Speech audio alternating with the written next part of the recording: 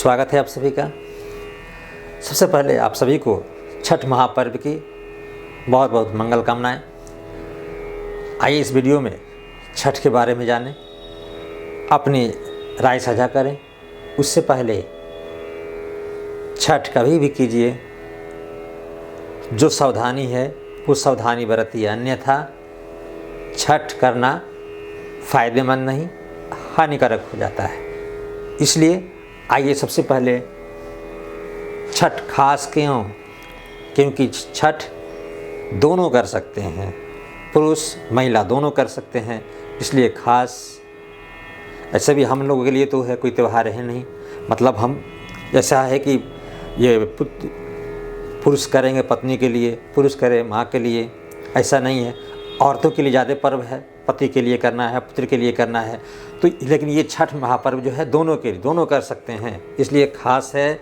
दूसरा सूर्य का पर्व है और सूर्य साक्षात हमारे सामने दिखाई देते हैं, हमारे आँखों के सामने, इसलिए सामने हम देखते हैं और सूर्य की आराधना करते हैं, जल लेते हैं, इसलिए सूर्य का पर्व ये यानी छठ महापर्व खास है। इसके अलावा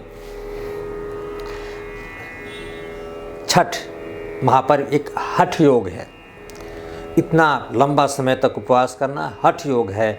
और ये लंबे समय तक इतना लंबा मतलब बिना खाए पिए इतना लंबा त्यौहार कोई नहीं है। 36 घंटे से ज़्यादा का भी उपवास होता है बिना अन्न जल ग्रहण किए, साधारण बात नहीं है, इसलिए इसे हठ योग भी माना जाता है। और इसे किया जाता है तो विशेषकर पुत्र प्राप्ति के लिए, कुष्ठ रोग से निवारण भी होता है, चर्म रोग का भी निवारण होता है, ऐसा कहा जाता है। इसका वैज्ञानिक कारण यही है कि हमें जो है सबसे ज़्यादा जो है ये शरीर की जो आपको जो रोग हैं वो नष्ट होते हैं, और सूर्य से जो किरणें हैं, जो फ़ायदेमंद किरणें हैं, वो हमें प्राप्त होती है। तो दूसरा कि हज़ारों साल से बनाया जाता है, इस पर्व को हम हज़ारों साल से मनाते आ रहे हैं, ज्यों का त्यों, कोई आधुनिकता नहीं, वहीं बाँस की सिपली, वहीं पुराने गीत, वहीं धुन। अब भले आजकल थोड़ा सा डीजे चल गया, लेकिन विधि वहीं ठेकुआ, वहीं जो है दौरा, अभी भी भंगी वहीं।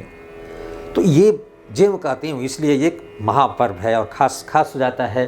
तो आइए इसमें छठ मैया को छठ मैया क्यों कहते हैं, इस पर्व को छठ मैया, क्योंकि षष्ठी तिथि को मनाया जाता है। षष्ठी तिथि को यह पर्व मनाया जाता है, चतुर्थी से शुरू होकर के ये कृष्ण कार्तिक माह के शुक्ल पक्ष के चतुर्थी जो है, चतुर्थी को होता है नहाए खाए, नहा के खाए, उसे कहते हैं नहाए खाए। लेकिन जो रोज़ नहाए खाए उसके लिए नहाए खाए क्या है, तो रोज़ नहाए खाए हैं, लेकिन नहाए खाए यानी अच्छे ढंग, पवित्रता इस पर्व की सबसे बड़ी व्यापक, पवित्रता थोड़ी भी नहीं छूटनी चाहिए।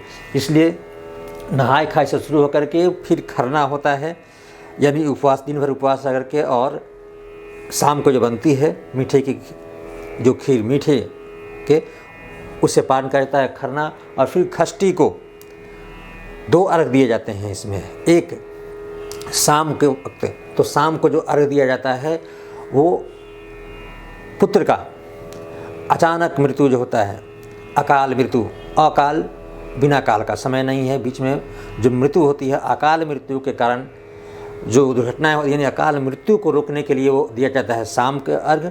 और सुबह जो अर्घ दिया जाता है सूर्य को, वो अपनी सुख समृद्धि उस बच्चे में अच्छा काम करे, पढ़े लिखे अच्छा करे, और साथ ही साथ अपनी सुख समृद्धि के, जैसे सूर्य जो है उगते हुए आगे बढ़ते हुए ऊपर आते हैं, वैसे ही हम भी वैसे विकास करें। ये 2 अर्घ दिए जाते हैं।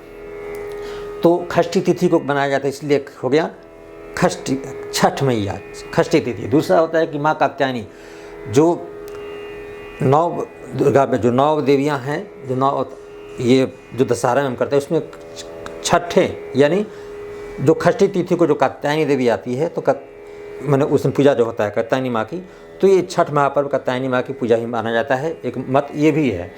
दूसरा है कि 6 माताओं का नमन किया जाता है इसमें। कार्तिक जो है भगवान शिव के पुत्र कार्तिक, तो उनके जो है आराधना हम करते हैं इसमें, सूर्य को साक्षी मान करके हम उनकी पूजा, ऐसा कहा जाता है कि उनको हम पूजा करते हैं। और इसमें उनको जो 6 माताएं, 6 जो देखभाल करने वाली, पालन करने वाली जो माताएं थी, उनको नमन करते हुए उनकी जो है ये 6 माताओं को नमन करते हैं, पूजन करते हैं। इसलिए ऐसा भी कहा जाता है कि इसलिए छठ मैया 6 माताएँ, ठीक है, 6 माताओं का नमन पूजन।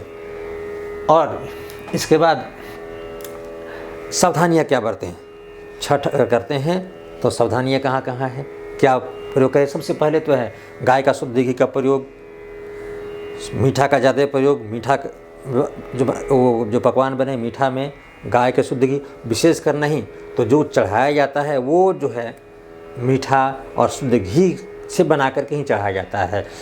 और इसके साथ जो भी ये देखिए जितनी सामान है हर वर्ग से जुड़ रहा है, किसी खास जाति से वो फल आता है, खास वर्ग से बांस की सिपली आती है, किसी खास वर्ग से जो मिट्टी के बने हुए बर्तन जो भी है वो आते हैं।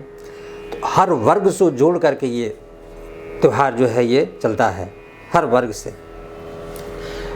दूसरा, मीठा के प्रयोग बिस्तर का त्याग करना है। अगर आपको इस छठ व्रती हैं तो छठ व्रती में बिस्तर, आपका आसन, आपका बिस्तर जो है फर्श पर होना चाहिए। चप्पल जूता का त्याग, ठीक है। ऐसे भी छठ घाट पर हम चप्पल जूता पहन कर नहीं जाना चाहिए। ऐसे बाकी लोग बच्चे जाते हैं लेकिन छठ व्रती को तो ऐसे जाना ही नहीं जाता है। और सात्विक भोजन, जो परिवार में जो व्रती हैं वो तो अपना भोजन कर रहे हैं, लेकिन उसके अलावा बाकी लोग भी है वो सात्विक भोजन करें। पवित्रता इसमें सबसे महत्वपूर्ण है, एकदम पवित्रता। अगर छठ व्रती हैं, छठ करना है तो पवित्रता बहुत ज़रूरी है, अन्यथा अर्थ का अनर्थ। दूसरा इसमें है कि नया कपड़ा पहना जाता है बिना सिला हुआ, ये इसलिए धोती देखते हैं पुरुषों में होता है, धोती गमछा गंजी खरीदे पहन ली तो बिना सिला हुआ। और चप्पल जूता भाई, गंगा स्नान इसमें बहुत ज़्यादा मायने रखता है। गंगा स्नान सबसे ज़्यादा इसमें मायने रखता है। गंगा स्नान जो है बड़ी इसमें फलदायी मानी जाती है। खुले आकाश में पूजा किया जाता है तो खुला आकाश, जो लोग घाट पर नहीं जा पाते हैं बहुत दूरी के कारण, तो वही जो आप खुले आकाश में, जहाँ आकाश दिखाई दे वहाँ एक पर्व जो है किया जाता है।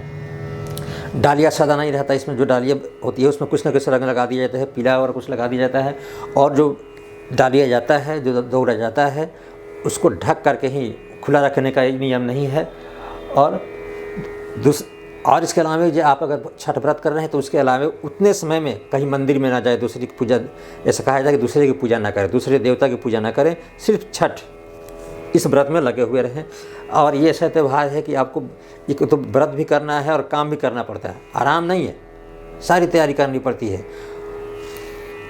और चावल खड़ा प्रयोग किया जाता है। और 7 प्रकार के फूल, ऐसा कहा जाता है कि इसमें पूजा में जो है 7 प्रकार का फूल जो है अर्घ देवते समय प्रयोग करना चाहिए। और 12 बजे रात्रि तक जागना। और सूर्य की छोटी बहन, ये बताएं कि सूर्य की छोटी बहन जो है ये दुलरी छठी मैया है, ऐसा भी कहा जाता है। तो इसलिए भी जो है ये तुरंत रुष्ट होती है, इसलिए सावधानी से, पूरी श्रद्धा से, पवित्रता से, सात्विक ढंग से इस व्रत को करें तो फलदायी होगा। और जहाँ तक इस पर्व के बारे में रामायण महाभारत कई कहानियाँ हैं जिसका है कि छठ क्यों करते हैं। तो छठ पहला है कि एक ऋषि की जो है, एक राजा की कोई लड़की तो है, उनकी दोनों आँख जो तपस्या कर रहे थे तो पूरा दिमक लग गया था, केवल आँख दिखाई दे रही थी। वो लकड़ी उठाई और लकड़ी से जो है दोनों आँख इनकी फोड़ दी, एक सीख जो उस समय था। और उसका नतीजा हुआ कि वो उस समय उस ऋषि के श्राप से जो है सारे राज का जो है समाप्त होने लगा और सारी प्रजा परेशान हो गई, जिससे गुरु के कहने पर उन्होंने अपने पुत्री की शादी उनसे की। और फिर उस लड़की ने इस छठ महापर्व को कर करके फिर सारे चीज़ों को प्राप्त किया, ऐसा कहा जाता है। ये भी कहानी है। दूसरा है कि प्रियव्रत और मालिनी की कहानी कही जाती है।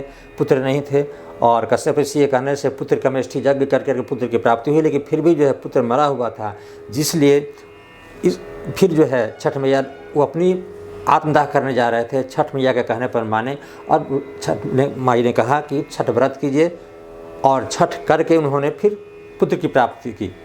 एक ये भी कहानी है। दूसरा, ये महाभारत में कर्ण तो सूर्य के ये पुत्र थे और सूर्य की उपासना करते थे, जल में खड़ा होकर के वो सूर्य की उपासना करते थे। और एक द्रौपदी की कहानी आती है। द्रौपदी ने जब सारे जुआ में हार गए पांडव, तो जुआ में हारने के बाद द्रौपदी ने जो है इस छठ महापर्व को किया और फिर छठ महापर्व करने के बाद सारी जो है उनकी राजकाज जो है फिर से वापस मिला। और रामायण में भी है। रामायण की कहानी के अनुसार राम जो है जो 14 वर्ष वनवास के बाद, रावण वध करने के बाद अयोध्या लौटे, और अयोध्या लौटे उसके बाद से यहीं छठ राम राज्य स्थापना करने के लिए सीता और राम दोनों व्यक्तियों ने इस छठ महापर्व को किया और अपने राम राज्य की स्थापना की। तो ये आपका संक्षिप्त परिचय रहा, और विशेषकर ये छठ महापर्व है तो हमें पूरी श्रद्धा से और तन्मयता से, सात्विक से इस छठ महापर्व को करना चाहिए। सूर्य साक्षात देव का ये महापर्व है, और इस पर्व को करने से हमें बहुत ज़्यादा जो है वैज्ञानिक ढंग से ही फायदे होते हैं।